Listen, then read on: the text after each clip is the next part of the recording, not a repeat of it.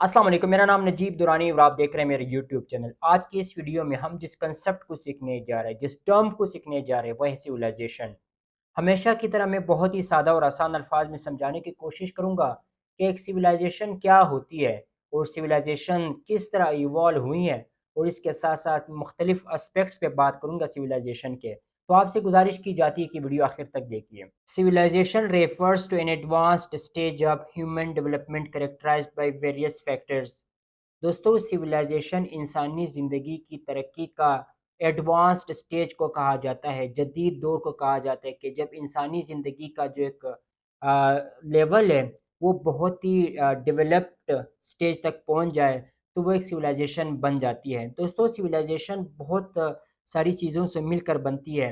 मिसाल के तौर पर जब किसी दौर के अंदर या किसी इंसानी ज़िंदगी के अंदर जब न्यू सिटीज़ बनती है, जब नए नए शहर बनते हैं, तो वो भी एक सिविलाइजेशन का हिस्सा होता है। और इसी के साथ साथ कम्प्लेक्स सोशल स्ट्रक्चर जब बनते हैं और गवर्नमेंट्स की जब बहुत ही इफ़ेक्टिव गवर्नमेंट्स की जब इस्टेब्लिशमेंट होती है, और इसी के साथ साथ टेक्नोलॉजी जब इन्वॉल्व होती है, तो इन सब चीज़ों की वजह से, इन सब फैक्टर्स की वजह से एक सिविलाइजेशन बनती है कि जब न्यू सिटीज़ बनती है, कम्प्लेक्स सोशल स्ट्रक्चर बनता है, एक गवर्नमेंट्स बनते हैं, और इसी के साथ साथ टेक्नोलॉजी इन्वॉल्व होती है।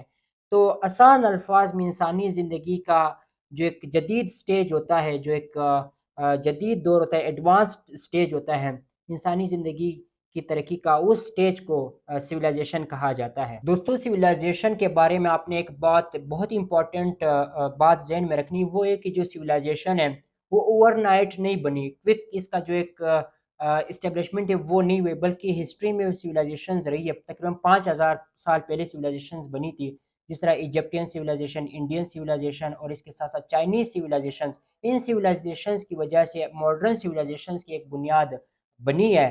तो ये है कि इसकी एक तारीख रही है, और जो मॉडर्न सिविलाइजेशन है वो इंस्पिरेशन लेती है जो अर्लीस्ट या जो ओल्डेस्ट सिविलाइजेशंस थी। तो अब बात करते हैं जो अर्लीस्ट सिविलाइजेशंस थी, जिस तरह अभी मैं बात की कि Egyptian civilisation, Indian civilisation, Chinese civilisation.